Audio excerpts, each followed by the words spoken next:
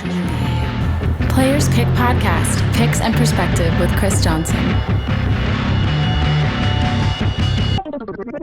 Pool table. Painkiller. All right, Tim Miller. a little bit of technical difficulties, but we're back and we're really doing this time. Mm-hmm. Welcome to Players Pick Podcast. It's great to have you on. Thanks, man. Thanks for having me. Yeah. We'll just start organically. We started a different way last time, but I guess really the thing is, like I was saying a little bit before, was that I'm still really new to your playing and to your whole vibe, just because like it was everybody around me that kind of cued me in. Was like I had all the guys and Animals as Leaders and Pliny and all these people that were all just kind of like dropping the Tim Miller, check him out. Like, and I'm like, oh, okay, all right, yeah, sure. And then it was like at the Kiesel thing when I was with Jeff, and he's like, yo, Tim Miller is the guy. Like we had Alan Holdsworth, and that's like legendary, but the guy that's kind of one of the guys that's like really got the torch for the new generation for this really cool style of jazz is Tim Miller. And I was like, okay. So now I've been listening to the Tim Miller Trio albums, and I'm loving it. I'm loving what I think is I'm loving even more than is that I wasn't expecting it to be as accessible. I feel like you still play this really cool outside, very interesting, continuously melodic form, but I feel like somehow it's more accessible to me than, like, I don't have to say that it's better or whatever than Alan Holdsworth, but like to me, I'm enjoying it on that level. Cool. Thank you. I really appreciate that. Yeah, I think it's, you mentioned Alan. He's definitely one of my heroes and a big influence, but since there are so many different influences and so many things that kind of come into my playing, it's going to definitely have a different vibe than that, but he was definitely a huge inspiration. What a great musician, and one of my all-time favorites. Well, I think what's interesting to me, the way I would try to describe like a Holdsworthian sound anyway, like to somebody else, like it would be if you learn all the things and then you know all the things kind of simultaneously, that it kind of comes out in this really like other language. And I feel like what is most of the greatest players that I end up really loving, especially in jazz world, they have so many great influences, and they conglomerate in their particular view and vision of the world musically, and so it's kind of like it's just such a high level of expression that I think that's why it's easy to get associated with somebody like Alan, obviously, because you guys both have studied to a point where it's a high level of expression that's feels like a different language at times. Yeah, he was really something. He was really helpful to me too, with because I got to know him quite well, actually, and he was incredibly supportive, and in some ways kind of really helped my career back in about 2008, because I was the guy who mixed my records, my 3 trio records, is Steve Hunt, who actually played in Alan's band for many years. He's on Secrets and Ward and Clive Tower and many of the different albums. And so of course I knew Steve really well. He also teaches at Berkeley, and Steve introduced me to Alan actually at one of the gigs in Boston. And Steve just said, Alan, you should check this out, this CD. And so I gave Alan a CD, and he called me one day, and we were talking and became friends. And I'm so thankful to him, because in 2008, actually, he was on the cover of Guitar Player magazine, and he just mentioned me in the magazine. That was back when people read magazines, Yeah. And so that you just can't imagine how much that kind of helped things with my career. So I've always been extremely grateful for that, because I'm not going to say he put me on the map, but he really, really helped. Because after that, everything kind of changed, started selling more records and more gigs, and just this thing started happening a lot more. And it's just, I was always grateful to him for the support and a lot of guidance, and, spent a lot of time talking to him on the phone and trading gear, and just definitely a really cool relationship that happened there. That's so awesome to hear. And I think that anytime a student, so to speak, has a mentor, even if you don't know them in the early stages of feeling like you're mentored by them, just by their artwork, by their what they do, and then to wake up one day and get that phone call, and get the nod, you're like, okay, this is a real thing. Like, I knew it was a real thing, but now it's like a real thing. Yeah, it was really exciting to have a relationship with someone that you admire, so much, and he was quite a bit older than me. So definitely there's so much knowledge and wisdom there. So when you're talking to someone like that, I was just taking it all in, just learning, you know what I mean? Mm-hmm. Definitely. And we were supposed to, I miss him so much. He had asked me to play on his last record. He composed this piece for 2 guitars, and he was playing me some of it over the phone, because he liked to play stuff over the phone, like in his studio, he would hold the phone up to the speakers, and so he was playing some of it for me, and it was unbelievable, because he was talking about how he composed these chord voicings that were meant for 2 guitar players to play. And so he wanted me to play half of it, and he was going to play half of it, and then we were both going to improvise over it. And so we were kind of talking about that. It never happened, of course, but that was really something, having those conversations with him. So yeah, Alan, man, just wow, I could just go on and on. That's so cool. Well, I mean, I can only imagine what that feels like, and to think that the world, didn't get a chance to hear you guys on the same track, especially with him being the one coming to you and saying, hey, but that's like just getting the nod alone, and having that story to tell. Yeah. He was a really beautiful guy. I mean, just wow. Yeah. I mean, so many interesting things about him, and his artistry, and his kindness, and interesting personality, and wow. So cool. Beautiful. Well, I appreciate you, sharing some story about him, and not being too bummed about comparisons, or anything like that. Because not at all, because I mean, I look at it like this. You have this kind of lineage of musicians, and the older musicians inform the new musicians. I mean, one of my favorite saxophone players was always Michael Brecker. And if you listen to Michael Brecker records, of course, you're going to hear some John Coltrane and Joe Henderson and all the different influences. And then Michael, took those influences and went somewhere else with it, and did his own thing. But, the mentors are still there. So for me, I don't mind talking about Alan at all. I love Alan, and I'll talk about him for hours if you want to, I mean, just so much depth there. But, a guy like that, he changes things, and then he, helps the next generation with kind of pushing the instrument forward. And then he kind of like shows us, okay, everybody, this is what can be done.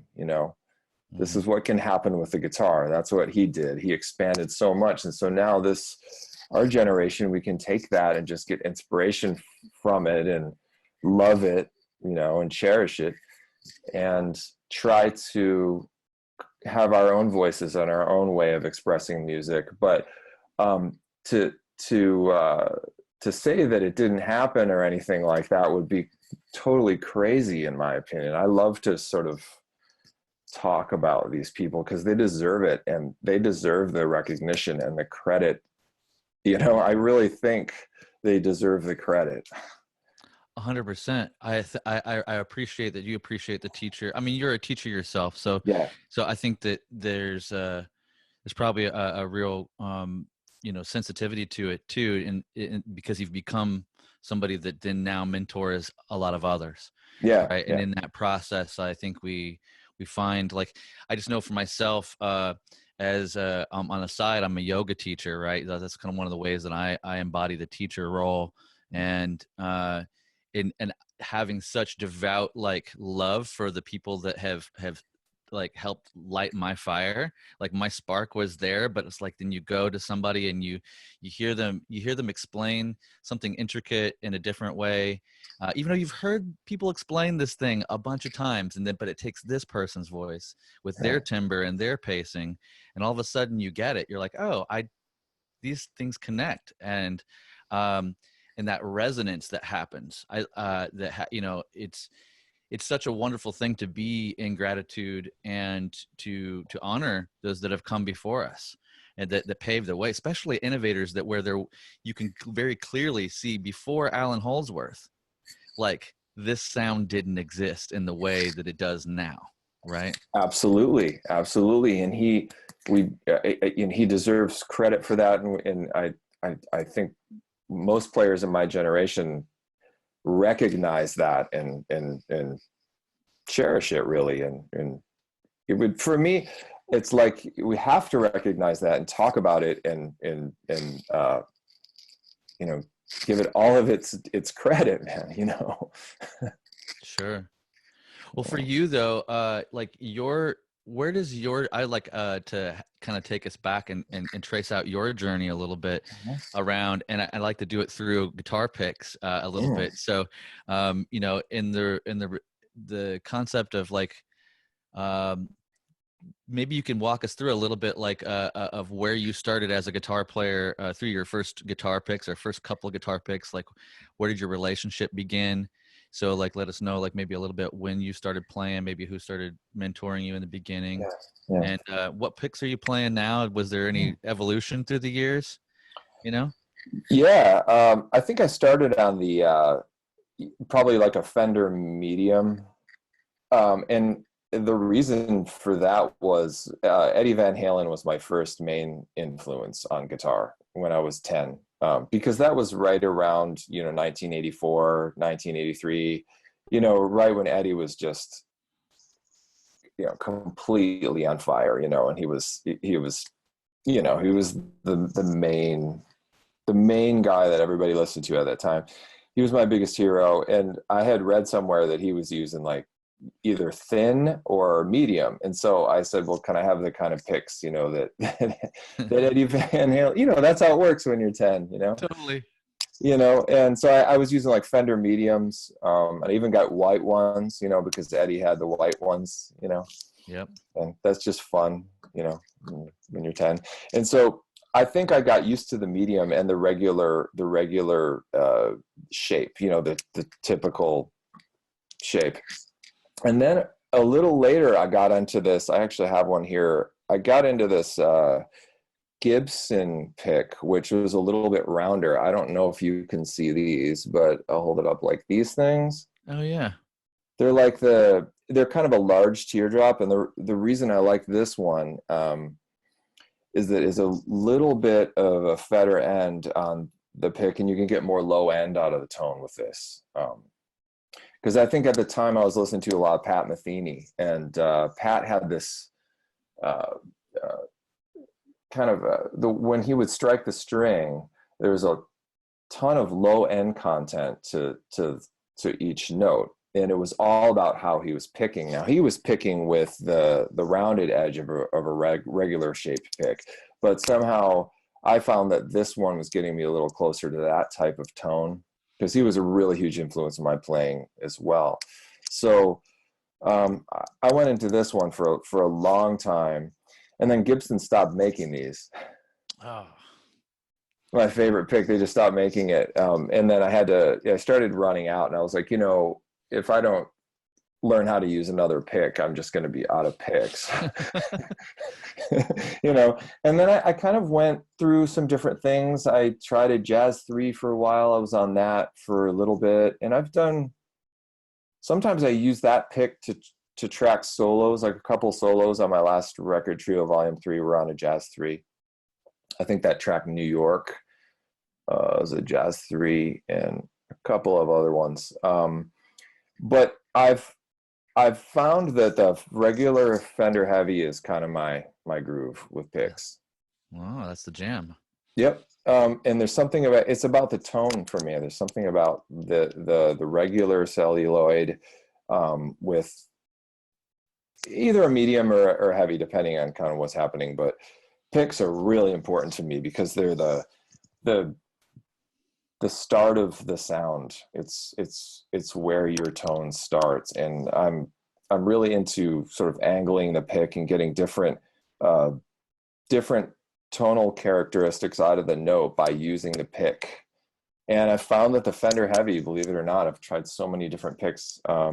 This one gives me a lot of what I need.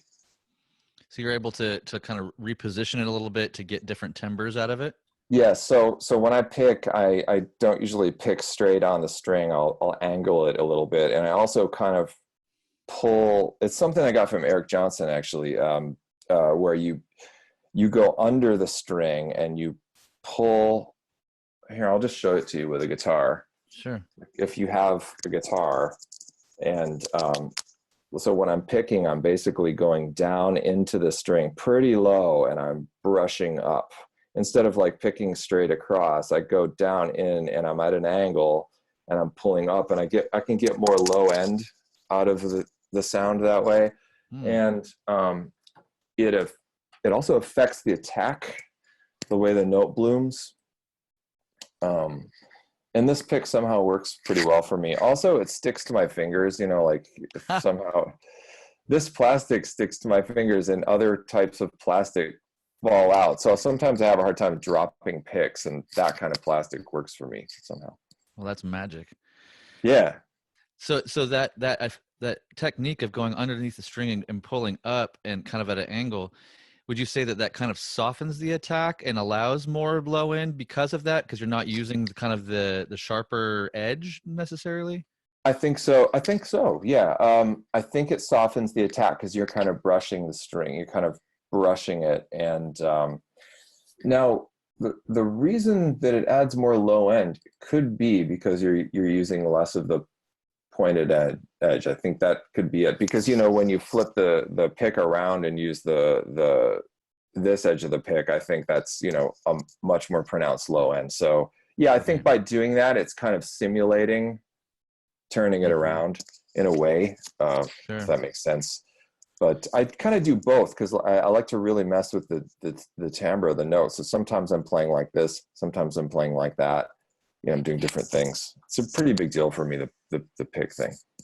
Well, that makes sense to me because of the tonal lineage that you're in with Pat and Alan and this kind of genre of player that everybody's really dynamic and very can be very soft spoken with their instrument, and I hear that in your playing too, where you're able to like feel like it's very backed off, but then seemingly without changing tones or pressing a button on your at your, you know, a foot pedal or something, you're able to kind of ramp it up and take the tone to a different direction. Definitely, because for me the way that you pick, a way that a player picks and uses the specific pick that they're using is a huge percentage of your actual, you know, tone. People talk about tone, but you know, I can get varying degrees of high end and low end by how I brush the string and how I angle it. And it's almost like I can't demonstrate it now because we're on this type of thing, but it almost sounds like you're turning the bass up and down when I demonstrate this. You can hear more bass and less bass, and then the harder you pick, you can introduce more gain and less gain, and you know, so what I try to do is dial in a dynamic sound on the amp and with my gear, and then a lot of the timbre changes are happening with the pick and how I'm picking it. It's really a big part of my playing and style. How you touch the instrument, such a it's something that I didn't really understand early on, and I still think I'm learning about it, for sure, because I'm so thankful, like, in this process of my own personal growth as a guitar player, that I've had the fortune to be around so many amazing players through my career, and being in video sessions and whatnot, and just being at clinics and hanging around at sound check and whatnot. I started to really recognize, like, the difference in how each player touches their instrument, right? And the pick being one of the ways we engage it. Obviously our fingers are the other, but like, and is it soft, is it hard, is it medium, is it a combination? And just how subtle can we get? And that, what I notice about you and your playing, like we're just talking, is that it is and some rock players have it too, but like there's like, you notice that most of metal type music, like if we just kind of like generalize, is like everything on 10. Like we have the gain is on 10, like the volume's on 10. Like, can we master it at the highest possible level? Can it all just be beating you over the head? Because that's what the genre kind of asks for. That's kind of what we've been inspired by. But then you see the more refined players within the genre doing subgenre stuff that started incorporating different tonalities. I remember, I think it was like I felt like it was kind of around the time that Tosin was kind of making waves in the, about 10 years ago or whatever, where I started going, oh, wow, players are using other pickup positions now. Like, they're not just on the bridge pickup with all the hottest gain. There's people are actually using single coils and trying to get a different thing to set the sonic qualities, apart from each other, and not have everything kind of shoved into the same spectrum, And here we are, like, with in a different genre and in a very guitar centric jazz phenomenon scenario with you, where like this whole spectrum of touch is available. And I think it's really neat to study a player like you in this respect, and for younger players, because when you do study somebody that has a very kind of refined, dare I say, like Zen-like touch to the guitar, you see how the gear, the outboard gear, like the effects and all the stuff is important, but it's most of it starts here with you, and you can have the cheapest rig, but you could have 5 different tones just by learning to use your pick in a different way, right? Totally. I kind of feel like gear, so guitars and amps and pedals and effects, I think when you're starting out playing are not very important at all, in a way. So you go through this process of developing your touch, and once the touch is refined, then the gear becomes important, and it becomes extremely important because it'll be the thing that either allows the output of your sound, or it does not allow that to happen. So that's always been a thought of mine, like before you've worked on your touch, the gear is all basically going to sound the same. I've seen it many times. You could have a great amp and a great guitar, and it sounds pretty much the same, because maybe note duration hasn't been looked at, or dynamics, or pick angle, or, all these different things with touch. But then once that's developed, then suddenly the amp and the pedals and the the pickups and everything starts to respond to that. And then they start to show how maybe good they are, or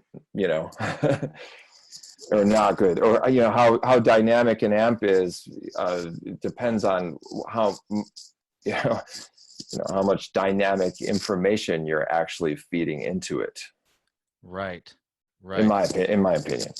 No, that's a great point. I think that's really it really puts the responsibility and the onus back on the player, right? It does. And it's interesting because I've been in the business of marketing musical gear for over a decade. So like there's always a spin, and there's always, kind of this push to get players to buy the new gear. And nothing wrong with new gear. We're all gearheads on one level or another. Like there's something that catches us, maybe it's guitars or picks or whatever, pedals. Some people are pedal freaks and whatever, recording. But yeah, I think that's maybe the most interesting thing. I wish maybe somebody early on, I mean, not that it wasn't kind of like brought up, but like it's one of those things where I didn't quite fully get it, and maybe I just wasn't supposed to. I had to go. Some of us have to go through the long way and go try out all this gear and go, man, I just can't get the sound I'm looking for. And then all of a sudden you do a new lesson, and somebody goes, oh, it was my technique. I wasn't even touching the thing right to be able to try to evoke such a sound. Yeah. I got the idea because we were talking about giving credit earlier. So I need to give credit to Eric Johnson in a lot of ways, because he showed a lot of people in terms of a distorted tone and maybe like in terms of, like modern rock and potentially fusion players. I think he showed us through that old video called Total Electric Guitar. There was a instructional video back in the 80s called Total Electric Guitar. And in that video, he's showing all of this stuff about pick angle and the way he's, and I remember I studied that video and I watched it over and over again. I would come home from school and I would just like pop that thing, and I probably watched it every day for a year just because I was so into it. So much fun to watch. But I think watching that so many times, because everybody talks about his tone and his touch, I was like, watching him, I was like, that's coming from the way that he's actually using the pick on the string. It really is. And it kept showing these close-ups. And so I think that was kind of my door into this concept, was that video and Eric.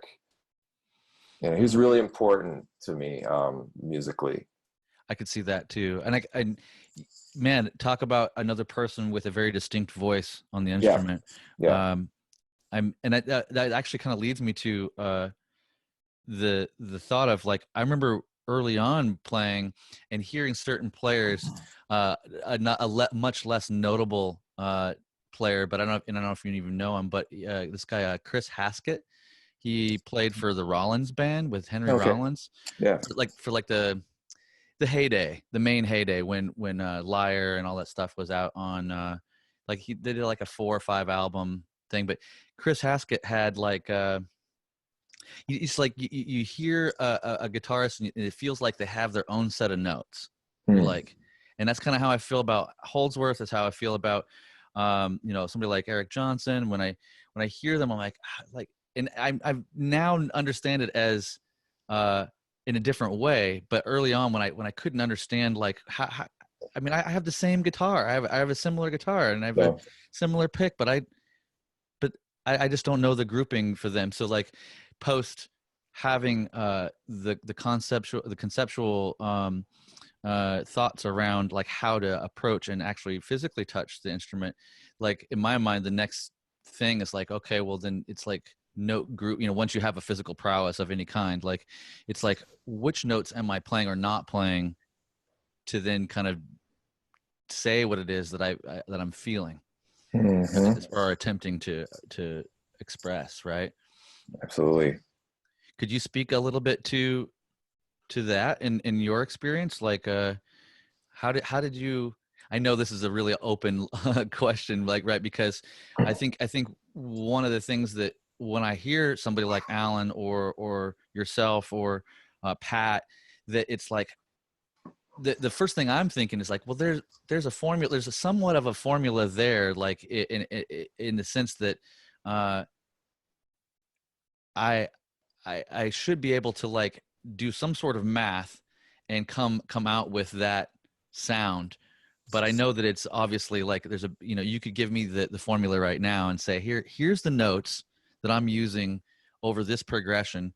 And then I pick up the guitar and try to play that. And unless I'm really copying your touch and your your melodic phrasing, I'm going to sound completely different, you know, completely different. So I'm just curious about how you have approached kind of like cultivating the sound that you have, like in that way, the distinct voice. You know, I think because we were talking about influences earlier, and those are building blocks. I think, you know, those are the things that you hear and you listen to. But then there's always this other side to things, to where those are in your playing, and they'll always be there. But there's something happens, I think, and you start to have your own ideas, I think, you know, and I think they're unique to your brain and the way that you hear things inside your head. You know, it's unique to you. And so I think it's this combination of, okay, I've got my influences, but there's a certain point where you say, okay, that's enough of that. You know, I mean, I've had enough of that, right? Okay. So, you know, I got a lot of things from those players that we already mentioned, and there's a lot more.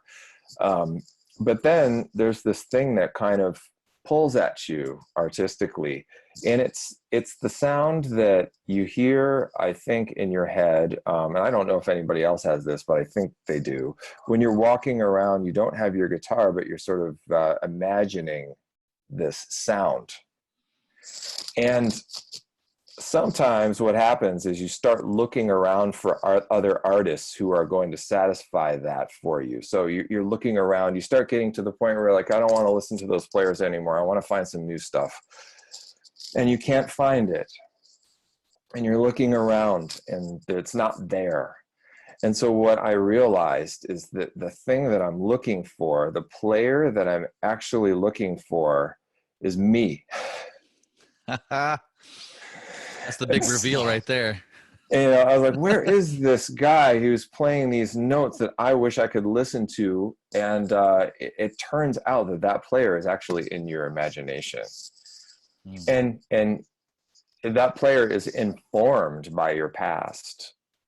You know, it couldn't be there without it, like we discussed earlier. But then there's this new stuff that is you or me or whoever, and it can only be accessed by listening to that sound that you hear and trying to basically transcribe what's in your imagination. So that's definitely not a formula answer, but I think there's a crossover point to where you leave the influences behind and hold them in high regard, but then you go towards that thing you're looking for, that thing that you thought was in another player, but it actually is yourself. And then once that starts happening, you know, that's a multi-layered process of imagining things, trying to grab it, imagining things, and just it's searching and digging really deep until you can start to find the things that you're actually imagining and hearing. I like that way of describing it, though. I will say that, like, in kind of I don't know if it's like considered new age or yoga speak or whatever, but like that's kind of a common thing that you are the one that you've been waiting for, like, so to speak, and you kind of like hit it right there. Like, the player you're looking for is you, bro. Like, it's like you're the one. And I think that and that's what a wonderful and also scary kind of simultaneous place to be, because it's like, oh, well, if nobody's doing it, then I guess I'm all of a sudden responsible. If I want to hear that, I've got to do the work. I've got to sort out like which notes I don't want to play to create that vibe over said chord progression or the overall sound. And I've had that experience multiple times. And I hadn't ever had anybody say it like you just said it, though. So I appreciate putting it in that context, especially with because it's almost like it's so much easier in a way to like just cop a sound. And I want to say, you know, easy is a relative term, right? Because there's plenty of complicated, tough to learn material by other people, right? Sure. But that is a good jump off spot to like, okay, like these sounds are made this way, great. And you see it throughout the world, like players will get proficient, and then it's like they're constantly trying to recreate the sound of their favorite thing, and it comes off a little bit disingenuous. Right. There's a big difference between having you know, influences and inspiration and players that inform, you know, your soul and the way that you play. There's a big difference between that and that than just like learning all of their phrases and playing them back, you know, and, you know, having nothing to sort of say of your, you know, of your own. So yeah, there's a big difference there, I think. Speaking though, you mentioned, let's see, you mentioned just a minute ago, like when you're not touching your guitar, right? Like, and you're kind of like away from it, and the thing that you kind of want to hear, but you can't, you're searching around, you can't find that person. It made me think to, my friend Joe, I was like, yo, what should I ask Tim? Like, is there something you want me to ask him? He's like, ask his opinion about effective practice without a guitar in your hand. He says, like, I've heard other players talk about kind of mental practice or like preparatory thought processes around like not even having the guitar in your hand. Do you have anything that you might be able to say or speak to around that? Sure. I mean, I think it depends on whether you're trying to learn something or memorize something technical. So with that, I mean, let's say, you know, I have a gig with my band and we're working on this new tune and it's got a set of chord changes, and I'm having a hard time memorizing it. So that kind of mental practice can be just trying to, you know, go over specific things in your head, you know, while you're on the train or whatever you're doing, just, you know, technical things like, okay, after this chord comes this chord, you know, memorization type things. On the creative side,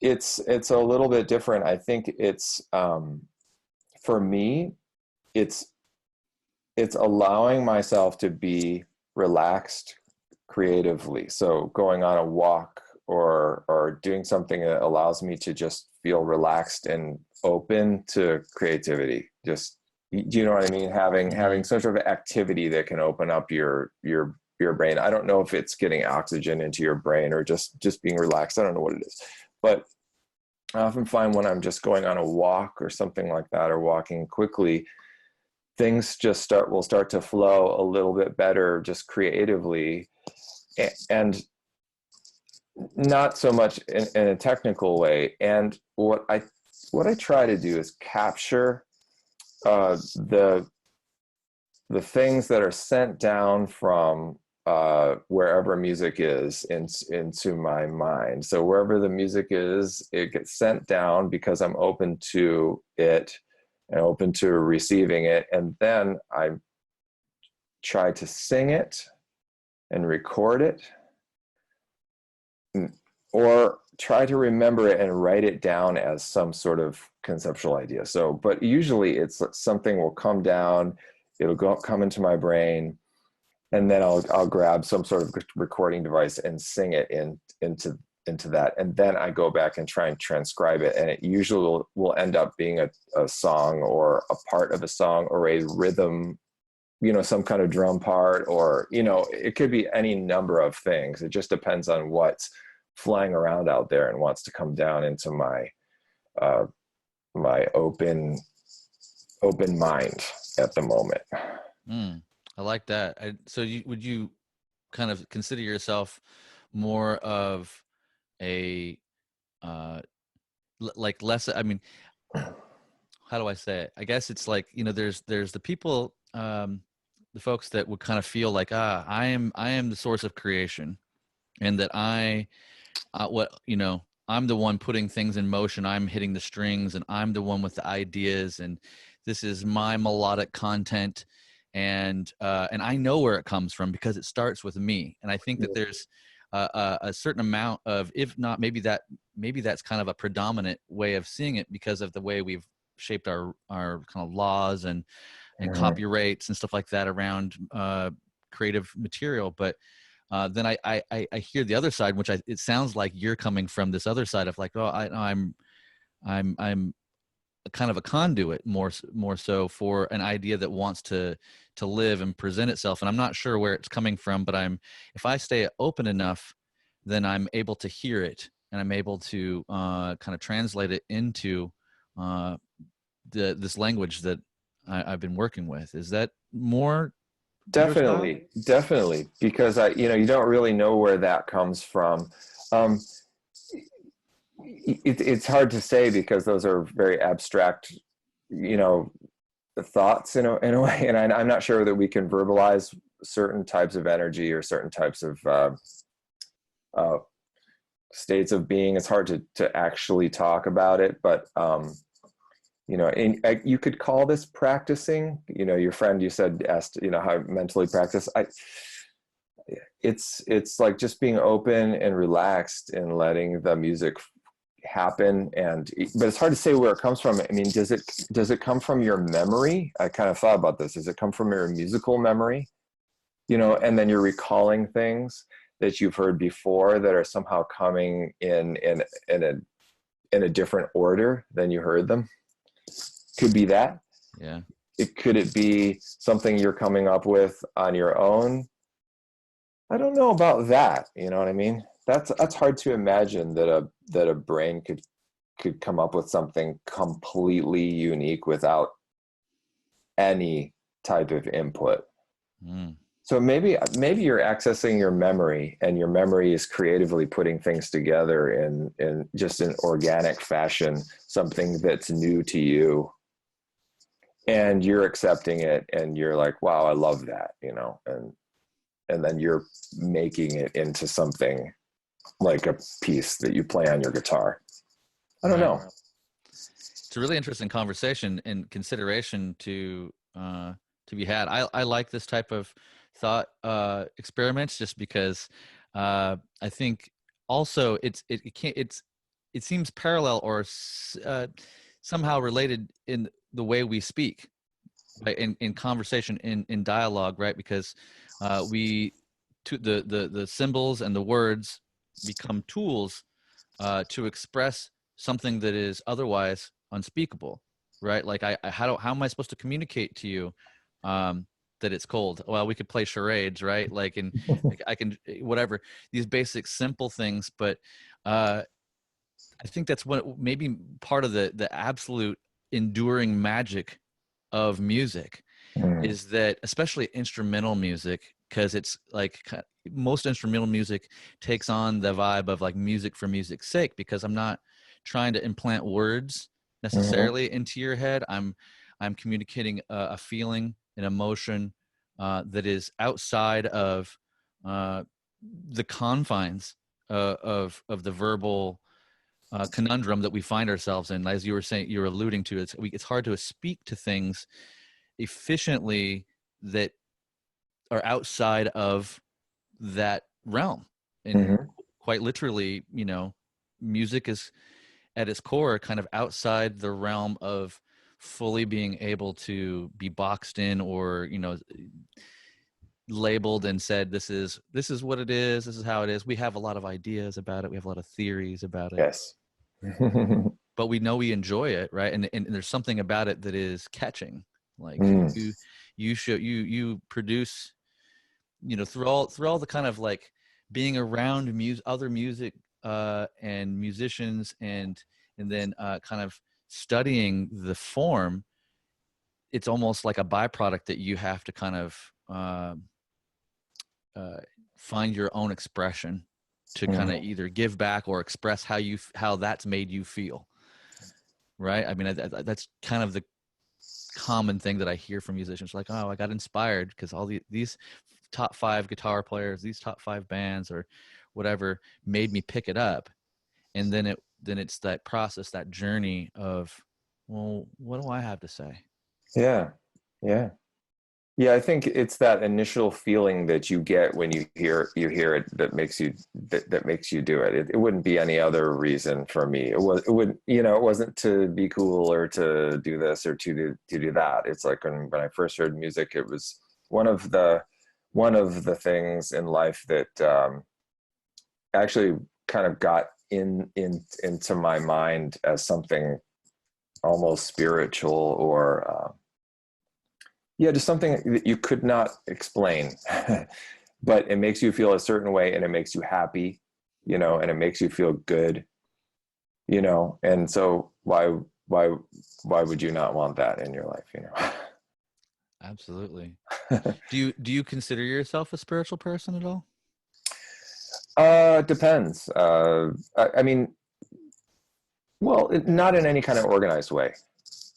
No, I wouldn't say I'm this or I'm that, but I would say probably with music on a good day or something like that. Yes, I think that, but that's probably the thing that brings me there. Hmm. So there's not like were you raised with any type of religion or anything like that? Uh, just a little bit, you know, just a little bit, but my parents didn't really push it. And after a while, it kind of faded off, and it wasn't really a thing for us.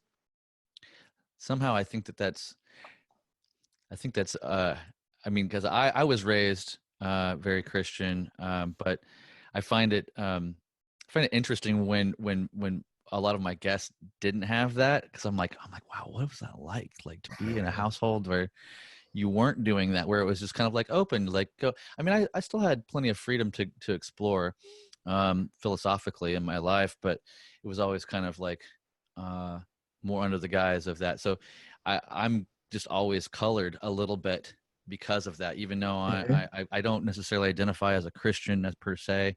Um, you know, through my yoga studies and all these other things coming back to me, like as I've gotten older, I've just felt more sensitive to subtle energies and sensitive to kind of synchronistic happenings in the world between friends and events, and so it's interesting that for a while I had to get away from the feeling of being boxed in around Christianity or religious like happenings, you know, just the regular like church and this and that. And then all these years later, I felt like, oh man, like I don't know if it's because I was kind of programmed early on for some of this stuff. Like you said, like you hear something and then you're like, I'm not sure if I'm writing this music or this melody is coming from me now, or if it's really a conglomerate of the things that have been said or you know, or I've been shown, and it's kind of like a super conscious or unconscious assembling, you know, making order out of the chaos in front of me a little bit, you know, and Mhm. um, so there's that element, but I feel very spiritual in myself. I kind of have always, even though I've kind of denied it a little bit through the years, but now more so through music, more so through yoga and through relationship, like just Mhm. through relating with people in a genuine, sincere way. I'm like, I start to have these little pockets and like kind of feelings of like, oh, there's like something else going on here. You know, maybe this is the reason why I'm here. I feel like more grounded when I connect with people. And Right, and you have that sensitivity to that, so you can, when you start feeling that that's happening, you can really get in there. Yeah, I get that. yeah, when and it's been pointed out to me by different spiritual teachers along Mhm. the way that they're like, because I hear these questions that like a crowd or somebody will ask kind of a spiritual teacher of some kind, you know, it could be yoga teacher or whatever, but and oftentimes the answer that I hear back is like, you know, like, what's the meaning of life? Like, how can you point towards like the thing, you know? And it's like, well, like life is the meaning of life. Like this moment now is the thing, and your relationship to this moment is maybe the most important relationship. So that may be a person in front of you, you know, that may be a situation at hand, it may be all these things.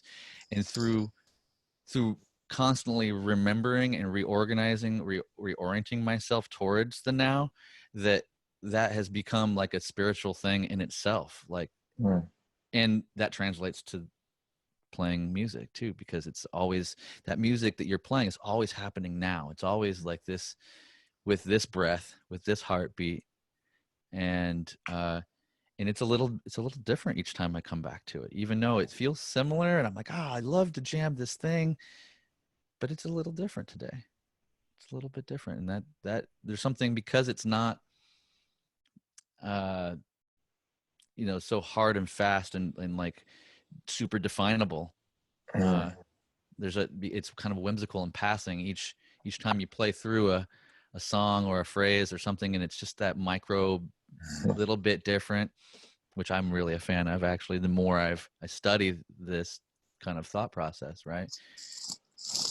How would do you feel similar, and would you say that you kind of apply some sort of thinking or feeling around like improvisation and like showing up in the now in that way? I think it's the main goal, because when you're improvising and you're not thinking about the past and you're not thinking about the future, because those two things while you're improvising or just doing anything in general, can usually cause problems with music making. They can create some sort of like stress on your mind, if you're thinking about what's going to happen, or if you think about what happened somehow.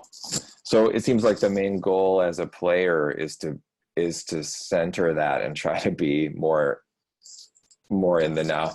But that's like I think that's the biggest challenge for me, is being able to be there. You know what I mean? I think I'm there on my best nights playing, or my best moments. When I say best, I mean when I feel everything's in sync and flowing, and there's there's nothing technical happening. You're just kind of flowing and doing it. And usually when you listen back to those moments, they sound good. You know what I mean? Because it's just really happening. Because it's usually nothing in the past and nothing in the future is available at the moment. It's just the now. But I got to say that doesn't happen every day for me. Sure. That's probably why things like yoga, it's considered a discipline.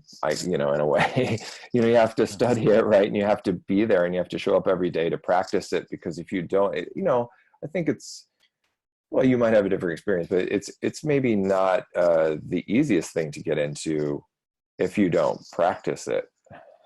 Yeah. I don't know. Yeah, I think that you're onto something there for sure. And I think that reminding ourselves that whatever the discipline, whatever the form that you are practicing, it's a practice. Right? So to be like, for myself, I've had to learn a lot of like kind of small personal forgiveness around like not getting something right, or not getting something quick enough, that I have like as a goal, or I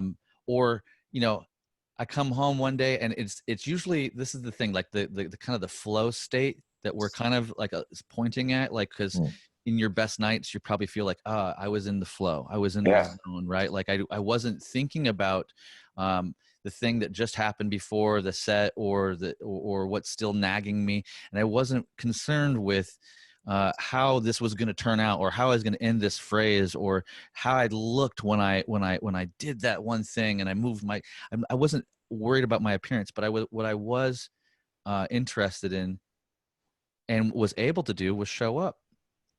I just showed up, and I greeted each moment as it came, and wow. Even if it's just for a moment through a song or a passage, or a few songs through a set, or any of these things, I think that as wonderful as it is to achieve and experience that flow state, that it's not necessarily promised to you, Mm-hmm. And it's kind of like this interesting Zen, like koan, like riddle, so to speak, in the sense that you're just like in yoga, they say practice and all is coming. It's one of the kind of the famous quotes, right? Like, you're not entitled to the fruits of your work or your practice necessarily. But if you're always practicing and you always come as fresh as you can, that those rewards are, will show up. And you can't schedule it in, say, oh, 12 o'clock, I'm going to get in the flow state. Right. That's not what's available to you. But what is available is that 12 o'clock, you can begin your practice. And you can show up and do your best to reorient your brain away from future, away from past, into the now. And so that's what meditation primarily serves us in that way, is to like most meditations have to do with the breath, and they're interested in bringing your awareness away from that future past into experiencing reality now in the body through a function that you can very clearly observe, right? So noticing the breath move into the body and out of the body. The body's living now, right now, all the time. It's never living future. It's never living past. The body can't do it. Yeah.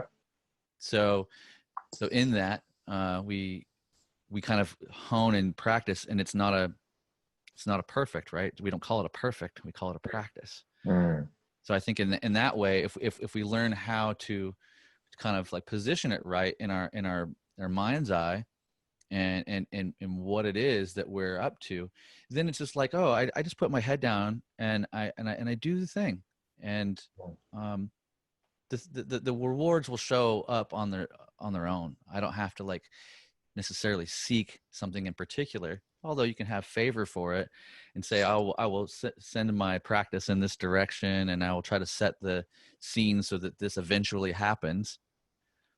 But you kind of almost have to have an open hand with it, more so than the tight grip, I think. I like what you said about how you're not entitled to it. It will show up perhaps once you've done enough practice, right? That really speaks to me, because, sometimes anything like this, it just requires time, and it requires you to put in the work and and your energy into it. And it doesn't maybe come the first time, and it doesn't maybe come the 100th time. It will come. It will. Yeah, they say 10,000 hours doing something that after 10,000 hours you potentially are at like a professional or reached a journeyman level or this or that, but I also think that like if you start counting the hours, like you're in trouble. Yeah. Like I think, and I think that and I think this is also pervasive too, like in the business of music, right? Like if you start setting like premature, like hard and fast goals for your musical career, you say, you know what, I'm this age and so was this age when he did such and such, and this comparison game, and we've got to get out there and we've got to do the thing and achieve such and such by this time. I think that it's unnecessary stress on bands and musical projects when we set these kind of not necessarily unrealistic, but like it's kind of like fake or false timelines, so to speak, for oneself, right? Definitely. Because I noticed this for myself. Like it's just I've done a lot of stressing out in bands in the past where we're like, we've got to be rehearsed for this gig and do this and write the album's got to be done by and I just like those statements all make me cringe. I'm like, oh no, like what don't let's go back to doing it because we love to do it and get joy out of the thing. And if we get super joyful while doing the thing, won't that actually, and this is my hippie side, right? Like, it's like, what won't the joy that we're expressing just like draw the thing to us, And I think, and I actually believe that it will. It doesn't mean that you don't try or don't favor the goals or the things, the aspirations that you're looking for, but it's really more so about kind of having that open quality you spoke about when you're writing. It's like, I don't know, I took a walk and I kind of cleared the slate, or I went and worked out, or I did something that allowed me to stay open, not clinched around the idea or the goal. Because when you're in that open state, then you can receive transmissions, so to speak, right? Absolutely. Yeah. Sometimes when we try too hard I mean, I'm all for goals and everything, because, you know, they help you kind of like structure what you're doing. But sometimes things just are, you know, are going to happen when they're ready to happen in your life. You know what I mean? And sometimes we get disappointed maybe when we expect that milestone in our career is supposed to happen like right now, and we expect that because of these timelines that we've set up, and they're not there, right? And or, you know, I get asked the question actually a lot, you know, how did you meet this person, or how did you get this endorsement, or how did you do this, or how did you put out, you know what I mean, or how did you get that gig, or some you know, people ask those kind of questions. And my answer is always, you know, those things just happen organically when they're actually ready to happen, I think. And you have to have, you know, the skills have to be there. And, you know, of course, you have to be involved with certain people for certain things to happen. But I think things are going to happen if you just work hard and you do it for the right reasons. You know, you pursue your career because you love what you're doing.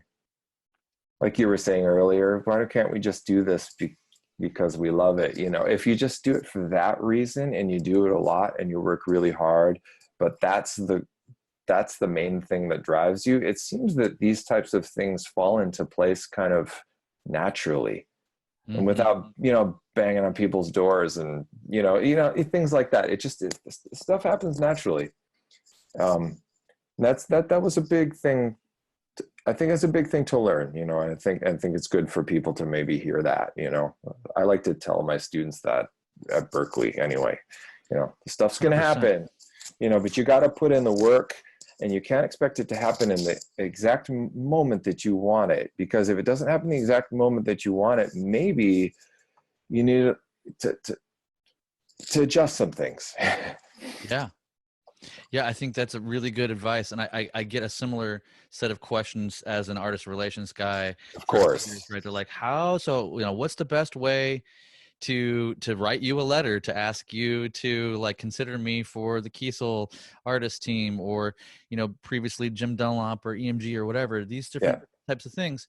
And that has been an ongoing, evolving question, but it tends to be answered in a similar fashion, that like, you'll know when you're ready, because it's time to hit the road, and you don't have enough of the gear, and you have a lot of people, you know, like there's different possible stages where it's going to be obvious what needs to happen. And I'm a fan of this concept of arriving at decisions most of the time versus making decisions. Right? Like, so the concept, like when you make a decision, you're choosing between this and that. You're like, oh, I've weighed it out, and like, this is the least amount of suffering, or the quickest path, or whatever. And you kind of make a intellectual discernment, like this versus that. When we arrive at a decision, it's like, it's kind of, it speaks to that organic process that you're mentioning and putting out there, that like, that, well, I've done this work. I've continued to stay true to the cause and to the reasons. And then something comes up. Hey, do you want to open up the show for so-and-so? Well, yeah, I would love to. What a wonderful thing for that to, you know, and things that are right. You didn't have to go out and beat that person's door down. Right. You just did the thing, and then eventually you're noticed. And I think I know it's not 100%, but I think it's kind of a lot of like how you hold it in your heart, like how you hold it in your mind, like what's your real intention. And you may speak the words that, like, I'm doing this because I love to do it. But if you find yourself then shortly after that, kind of in a state of suffering because something didn't happen the way you wanted it to happen, then there's some element within you that isn't in full alignment with that statement. I do it because I love to do it. Mm-hmm. And it's okay. Both can be true. You can do it because you love to do it and you want to look cool. All right. You're like, that's my case. Like I found guitar and I was like, man, that feels really good, but it also makes me feel like, and I want to look cool. I want the girls to like me. I want the thing, I want to be respected and whatever, but it was feeling first, thankfully, and kind of ego second. But yeah, I think it's a really, interesting way to like kind of approach it too, because it's these are guitar lessons for folks that of all stages, because even beginners might hear what we're having to kind of like talk through here now and really start to like take the right path, so to speak, and be a little more relaxed around their approach, because it's like it's not a totally passive way of being, but it's not a totally aggressive or fully active way of being either, because things will oftentimes kind of work themselves out a little bit if you just kind of, okay, I want to let everybody know that I favor things going this direction. Yes. If they don't, then maybe it's just not right time for me. And just keep working and keep at it and keep doing it for the right reasons, and things usually go the way they're supposed to go. Usually, not always. There's other circumstances, but things usually go, in the general right direction if it's approached that way. Usually. Yeah, that's awesome. Yeah, I totally echo that whole sentiment, because and I've noticed just on a personal level, when I do, the times when I have been like kind of like steadfast and like, oh, this has got to happen, it needs to happen by this day and time, I get into such a state of personal suffering and anguish around it, that like that's now my deterrent from it, because I've been there how many times? Like, I'm just gonna get angry, I'm gonna be mad, about, I'm like, and it's like, why? Who wants to be mad and angry? Like, I definitely don't. I prefer not. What's so again, I think we talked about it, or I mentioned it in our kind of false start, but how long did you personally went to Berkeley and then became a teacher, or how did that work out? So I actually didn't go to Berkeley. I never went to Berkeley. I went to I grew up in Michigan, and then I ended up going to University of North Texas, which is mainly like a jazz school. It's actually a state university in Texas, but they have this really great school, music school within the university. And some of my friends were down there, and I just went down to visit with my dad, and we really liked it. And it was just kind of a great vibe down there. So I ended up going to school down there. Then I moved to France for a year, to Paris after that, and then ended up just playing some gigs and doing that thing, and then came back and did a master's degree at New England Conservatory, which is in Boston. Then shortly after that, I got the gig at Berkeley. And that's when I met Mick Goodrick and started the whole relationship with him, and we wrote a book together, and we're playing lots of gigs together, and he was a big mentor to me as well. So that's been a really great thing, just being at Berkeley and being around Mick and being around all those incredible musicians there. It's been a really fantastic thing for me. I love it. That's good. That's a good outline for showing talking about like work, putting in the work, and then like eventually a thing shows up, right? And you were, it's the right time, right place, it sounds like, with Mick. Yeah, with Mick, I mean, it was like I was always just a big fan, of course. He I mean, just like we were talking that stuff earlier, it was always just like, wow, Mick Goodrick, I love Mick Goodrick, I use his books, and then we met, and then suddenly we were teaching at the same school, and then through just things happen naturally. We started playing together, then we started gigging together in this quartet, and then he asked me to write a book with him, and these things happen just kind of naturally. But it's definitely something I'm really grateful for, being having the chance to again work with someone who I admire so much musically and get so much inspiration from. That's been really cool being around him. I can only imagine, man. Yeah, he's the guru, man. I mean, he's the jazz guitar harmony guru. He and Ted Green, in my opinion, those two guys. So getting a chance to really work a lot with Mick and play with him and hang out with him and just absorb just life and information from a master has been life altering for me. And hopefully some of the things that I've learned and gotten from him, I can, synthesize and then pass on to others. That's my hope.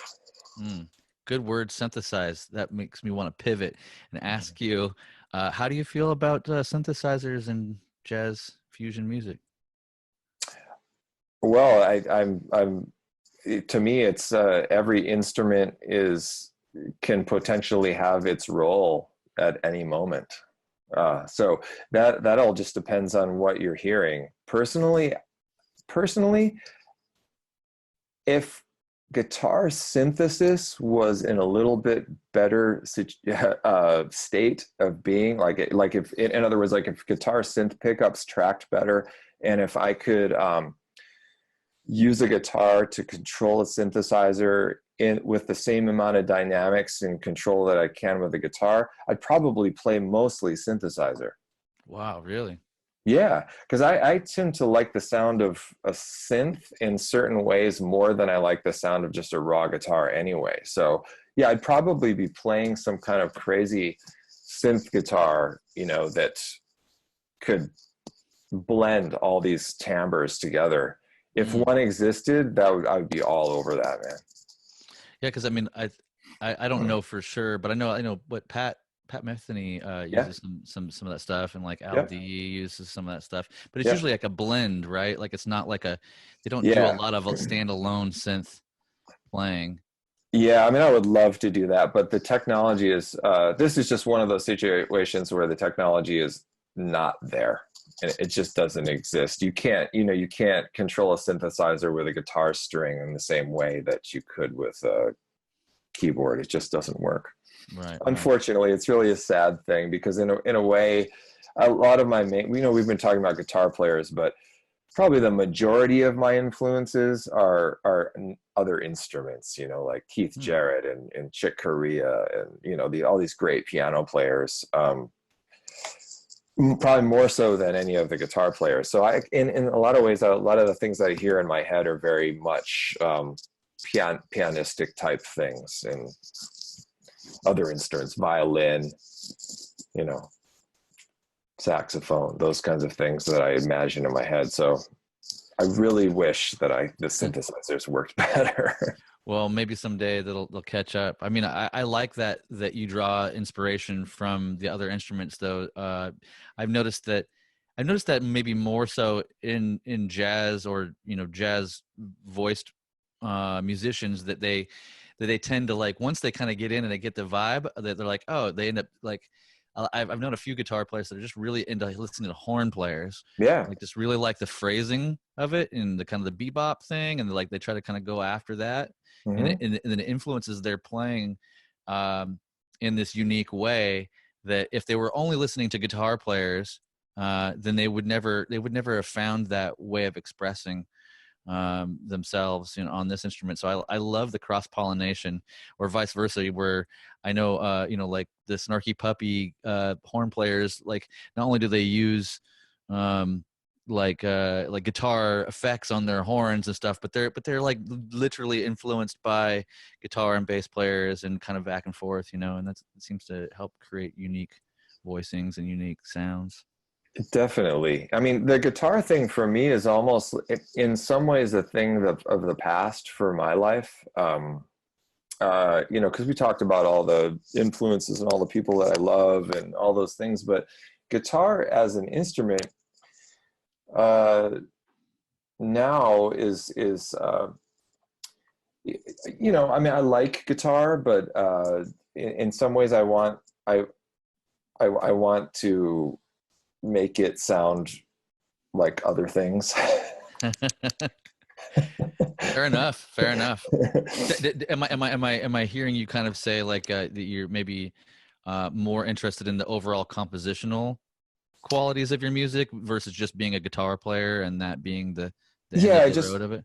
yeah, because guitar is much. I love guitar, of course. I actually love the timbre of the guitar, but I'm starting to blend a lot of things these days with like acoustic sounds and electric sounds and some synth kind of aspects, and definitely trying to get it closer to the things that I hear. That sort of wannabe synth player of wanting to blend a bunch of things together to get different tones. So now guitar is, you know, and it has been this way for a while, is a little bit more of just like a tool, and I'm trying to just use that tool to kind of craft these things that I'm imagining. So it's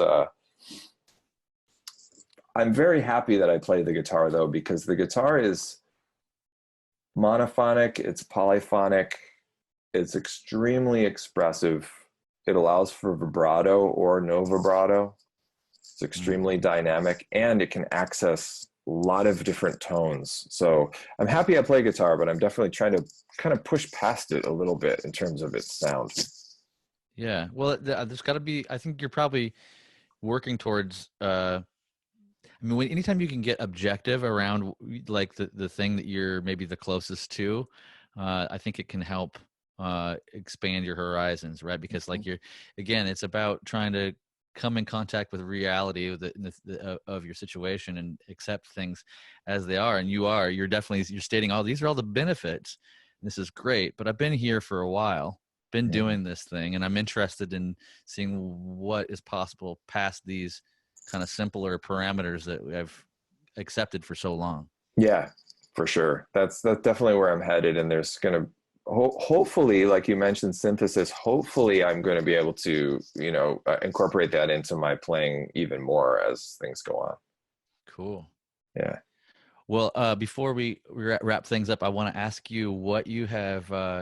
What are some of your favorite things you've been listening to recently, or if there's any like players that you think that maybe not enough people know about, or bands or projects that you might want to shout out? Shadows. I think what I've been listening to, probably the person that I listen to the most, there's two. There's probably the two people that I listen to the most are the Keith Jarrett and Chick Corea. Amazing. Of the musicians that I kind of just go to, you know, if I just want to listen to some music, it's a lot of the times it's Keith or Chick, both piano players. So they're kind of the top for me in terms of improvised music and the way that they play chords, and you know the way they play. I love those two. You know, I also love Michael Brecker too, I have to say, and John Coltrane, as just kind of pinnacle of the single, the linear expression of music. Those guys. Now, in terms of like other players, I like listening to my friends too. Like this is guitar player named Nelson Veras who lives in France. He's a Brazilian gentleman who's just this unbelievable guitar player. And then, you know, my buddies like Pliny, you mentioned, he's a good buddy of mine, and I really love the way he plays. Same. And the reason I love the way he plays, well, there's a lot of things, because I think he's a great composer. And there's a lot of things to really dig, but the way he picks, like we were talking earlier, and he gets dynamics out of the instrument is very, very nice to me. So dig him, and who else? But he's well known. Yes, for people who were not well known. Any players? Just like what's your vibe? I mean, be anybody. I'm trying to think. You know, a guy who plays Kiesel along with me, Alex Sill, sounds awesome. He's great. recently checked him out live. He sounded awesome. The problem with naming younger players is that I'm going to leave someone out that I really like, and then it's. I know but, that feeling. No worries. No, but just trying to shout people out that I think that are great. James Muller, who lives in Australia, is an incredible guitar player. But then there's then that's guitar. But I mean, it's like Nate Wood, the drummer. I love him. There's Evan Marion, who often plays in my band. Sam Manai, Santiago Bosch, who's this incredible keyboard player who plays. So a lot of the people that I'm listening to are just my friends who I like to play with. So there's like the past, influences, but then there's the people you just hang out with. And I love that. I love that because it is. It's one of the things that I actually I kind of miss about being in a band and kind of like being out and gigging and playing shows with a local community on a regular basis. Yeah. Is that you get turned on to all these local hidden gems of players and projects that when like for me being constantly focused on the biggest players and who's on what big tour and like can I get out there and all this kind of hobnobbery that my job kind of asked me to do, which I'm super fortunate and happy to do, but it takes my focus away from that. And back in the day there was like I was mostly playing in bands in Seattle during the early 2000s and just like you end up going to a gig, you're like, I don't know, we got a gig with some random band named this, blah, blah, blah. And then we go to the show and we're like, wait, where did you guys even come from? And they're like, we just started like 6 months ago and this is only our second gig. And you're just like, you catch these people and groups. And then are like, hey, well, let's book some gigs together. Like, yeah, let's book it. And then you start aligning. And then next thing you know, like, hey, do you want to like do a gig or a song together outside of all this, and these things happen. And the kind of, I mean, it's strange to call things local communities in a weird way because we're so worldwide now, but your circle, you're saying that you really like draw inspiration and like to listen to your circle. Yeah, just people who are around who are great, and they don't have to be well known. They don't have to be, they can be. They don't have, it doesn't matter. I'm just listening to the sound, and I'm just listening to the sort of the way they play and the way, so it could be just anything around me that's, it could be like someone at Berkeley, a student who's playing some amazing thing. I had this student recently that is keyboard player that just composed this unbelievable thing with these unbelievable voicings. He's not well known or anything like that. He's just this kid who's like composing this amazing stuff, on the keyboard, and I can get inspiration out of that. He's a fellow scientist. It's just it's people are coming up with stuff all the time, and I'm just kind of keyed into it and sensitive to it. I dig it. Yeah. Well, Tim, I really appreciate your time today, man. I'm gonna cut it off here. I gotta get prepped for the next one, but I also want to say thank you so much for taking the time and chopping it up with me. And I hope things, in their own time, in their own way, are kind of normalize a little bit. We are able to go out and do our things and cross paths in real life again before too long. For sure. Let's hope that happens real soon. Yeah, I'm holding out for all of that. Yeah. And I'm holding out for your health and well-being, and as well as your family too. So. Well, you too, sincerely, man. Yeah.